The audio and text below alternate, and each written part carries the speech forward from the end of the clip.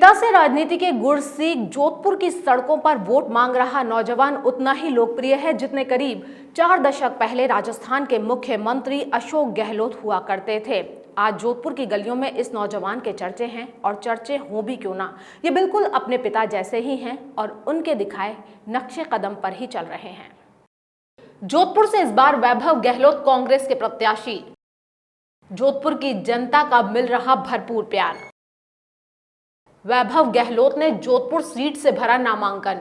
मंगलवार की सुबह जोधपुर की गलियों में ठीक वैसी ही थी जैसी कि रोज हुआ करती थी, लेकिन आज के दिन यहाँ कुछ खास जरूर था। अपने 40 साल के राजनीतिक जीवन में राजस्थान के मुखिया अशोक गहलोत जिस सीख को कभी नहीं भूले, आज उन्हीं के पुत्र और कांग्रेस प्रत्याशी वैभव गहलोत ने भी उसी परंपरा को आगे बढ़ाया। जिस तरह अशोक गहलोत अपना राजनीतिक कामकाज या यूं कहें चुनावी मैदान में उतरने से पहले बड़ों का आशीर्वाद लेना नहीं भूलते, ठीक उसी तरह वैभव भी अपनी राजनीतिक पारी के सबसे महत्वपूर्ण दिन इस काम को करना नहीं भूले। वैभव ने नामांकन भरने से पहले अपनी बुआ और परिवार के बड़े बुजुर्गों का आशीर्वाद लिया। वे प्रशंसकों के बीच भी पहुंचे और नामांकन से पहले सभी से सहयोग की बात कही। पिता के इन संस्कारों को देख जोधपुर में एक बात तो आम हो चली थी कि वैभव युवा होते हुए भी अपने पिता के ही नक्शे कदम पर चल रहे हैं। राजस्थान की जनता की सेवा उनके लिए सर्वोपरि है। इसी सीख के साथ वैभव गहलोत ने कलेक्ट्रेट में नामांकन पत्र दाखिल किया। वे पावट सर्किल पर जनसभा में भी पहुंचे। यहाँ जोधपुर की जनता ने वैभव गहलोत को भरपूर प्यार और समर्थन दिया।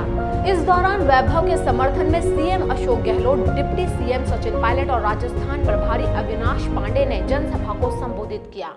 आज की इस चुनावी मीटिंग में पधारे हुए मेरे बड़े बुजुर्गों, भाइयों, युवा साथियों, प्रेस और मीडिया के बंधुओं, मुझे खुशी है कि मैं आप लोगों के बीच में लोकसभा क्षेत्र का, जोधपुर लोकसभा क्षेत्र का प्रत्याशी बन के आया।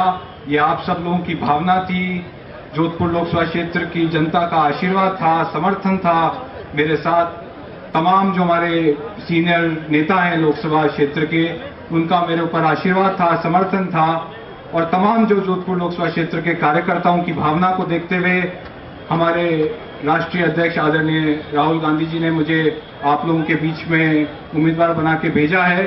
और मुझे खुशी है कि मैं अपने आप को गौरवान्वित महसूस करता हूं कि मैं आप लोगों के बीच में उम्मीदवार बन के आया हूं। और मैं आपको पूर्ण विश्वास दिलाता हूं कि मैं आपके सुख में, आपके दुख में आपके साथ खड़ा रहूंगा।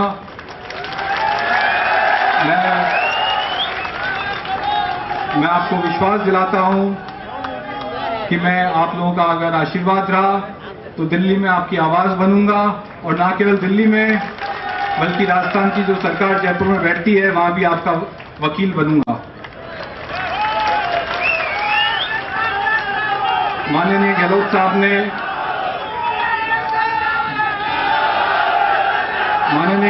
ने जब आप लोगों के आशीर्वाद से, चाहे वो केंद्र में मंत्री रहे हों, चाहे वो 5 बार सांसद रहे, और आज आपके आशीर्वाद से, समर्थन से वो 3री बार मुख्यमंत्री हैं, उन्होंने जोधपुर का जो विकास किया है, जोधपुर लोकसभा क्षेत्र का, पूरे मारवाड़ का और राजस्थान का जो विकास किया है, मैं आपको विश्वास दिलाता हूं कि इसी विकास की कड़ी को मैं आगे निरंतर बढ़ाऊंगा। ये लोकसभा के चुनाव विशेष हैं। ये लोकसभा के चुनाव देश के चुनाव हैं। इन चुनावों से आने वाले 5 साल में कौन सी सरकार आपकी सेवा करेगी, इसका निर्णय आप लोगों को करना है। लोकसभा के चुनाव मुद्दों पर होने चाहिए जो राष्ट्र के, देश के, समाज के प्रासंगिक मुद्दे हों।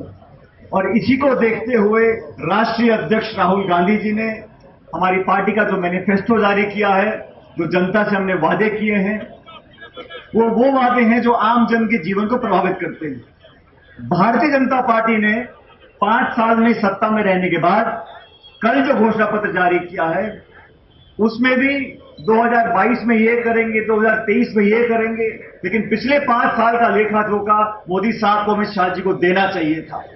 5 सालों में इस देश में, इस प्रदेश में क्या हालात उत्पन्न हुए यहाँ पर हम अच्छी तरह जानते हैं।